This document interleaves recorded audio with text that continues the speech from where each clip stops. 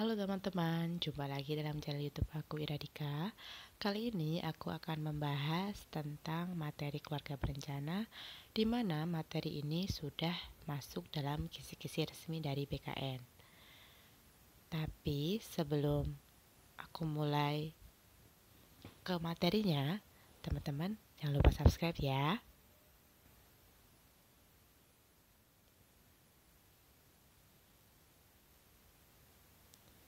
Yang pertama, undang-undang yang mengatur tentang perkembangan kependudukan dan pembangunan keluarga adalah A.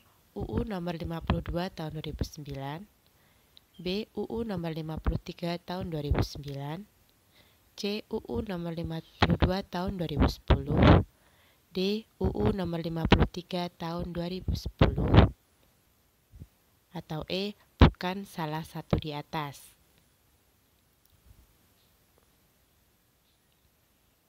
Dan jawabannya adalah A. UU nomor 52 tahun 2009. Undang-Undang Republik Indonesia Nomor 52 Tahun 2009 tentang Perkembangan Kependudukan dan Pembangunan Keluarga. Perkembangan kependudukan dan pembangunan keluarga berasaskan titik-titik kecuali A. Norma agama, B. Peri kemanusiaan, C. Keseimbangan, D. Manfaat, atau E. Efektivitas. Dan jawabannya adalah E. Efektivitas. Jadi, asas, prinsip, dan tujuan dari bagian ke-1 yaitu perkembangan kependudukan dan pembangunan keluarga berasaskan norma agama, peri kemanusiaan, keseimbangan, dan manfaat. Prinsip pembangunan kependudukan terdiri atas A. Kependudukan sebagai titik sentral kegiatan pembangunan, B. Partisipasi semua pihak dan gotong royong, C. Keadilan dan kesetaraan gender, D. A dan B benar, E. Semua benar. Dan jawabannya adalah E. Semua benar.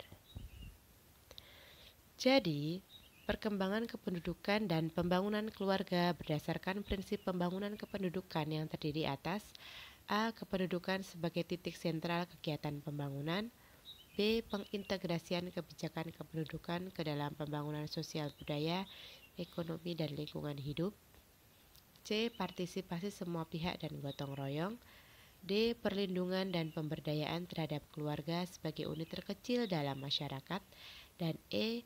Kesamaan hak dan kewajiban antara pendatang dan penduduk setempat.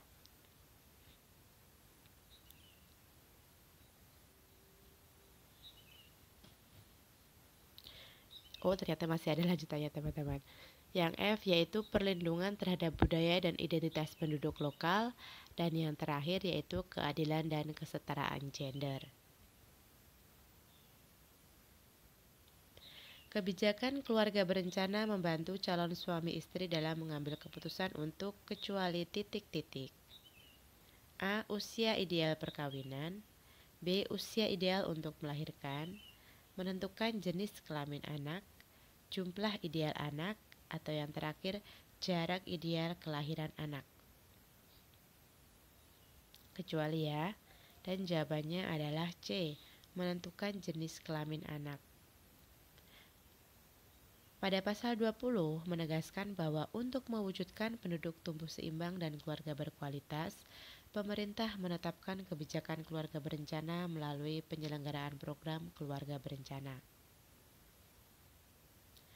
Kebijakan keluarga berencana sebagaimana dimaksud pada pasal 20 dilaksanakan untuk membantu calon atau pasangan suami istri dalam mengambil keputusan dan mewujudkan hak reproduksi secara bertanggung jawab tentang usia ideal perkawinan, usia ideal untuk melahirkan, jumlah ideal anak, jarak ideal kelahiran anak, dan penyuluhan kesehatan reproduksi.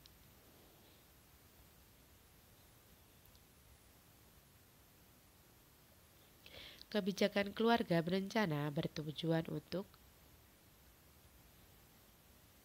A. Mengatur kehamilan, B. Menjaga kesehatan dan menurunkan AKI, AKB, dan angka kematian anak,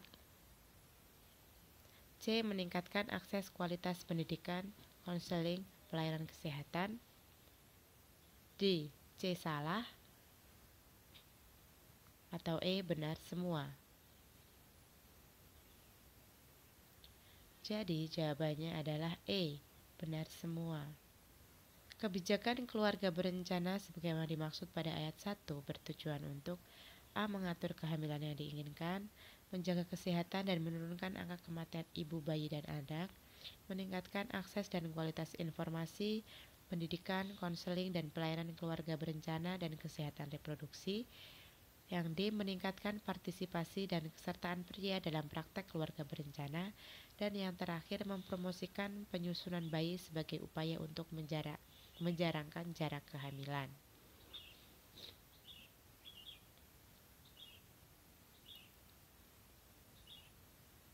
Selanjutnya, pasangan usia subur atau PUS adalah pasangan yang istrinya berumur antara A. 20-40 tahun, B. 15-49 tahun, C. 20-50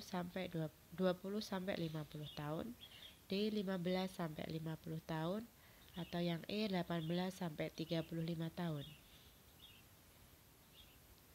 Dan jawabannya adalah B. 15-49 tahun.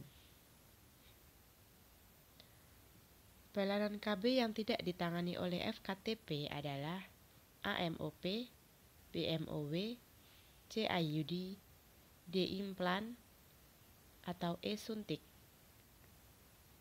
Pelayanan KB yang tidak ditangani oleh fasilitas kesehatan tingkat pertama. Dan jawabannya adalah B. MOW. Sesuai dengan Permenkes nomor 71 tahun 2013 tentang pelayanan kesehatan, pada Jaminan Kesehatan Nasional dinyatakan bahwa penyelenggaraan pelayanan kesehatan meliputi semua fasilitas kesehatan yang bekerjasama dengan BPJS Kesehatan. Berdasarkan cara pembayaran dalam JKN, maka fasilitas kesehatan tingkat pertama dan fasilitas kesehatan rujukan tingkat lanjutan pelayanan KB tersebut dilaksanakan secara berjenjang di A. FKTP meliputi pelayanan konseling, kontrasepsi dasar yaitu pil, suntik, IUD, implan, dan kondom, serta pelayanan metode operasi pria atau MOP, penanganan efek samping dan komplikasi ringan sedang akibat penggunaan kontrasepsi, dan merujuk pelayanan yang tidak dapat ditangani di FKTP. FKRTL atau fasilitas kesehatan rujukan tingkat lanjutan meliputi pelayanan konseling, pelayanan kontrasepsi IUD dan implan, metode operasi wanita atau MOW, dan metode operasi pria atau MOP. Ya, mungkin cukup sampai di sini dulu pembahasan kita kali ini. Terima kasih atas perhatiannya dan semoga ilmunya bermanfaat teman-teman. Terima kasih.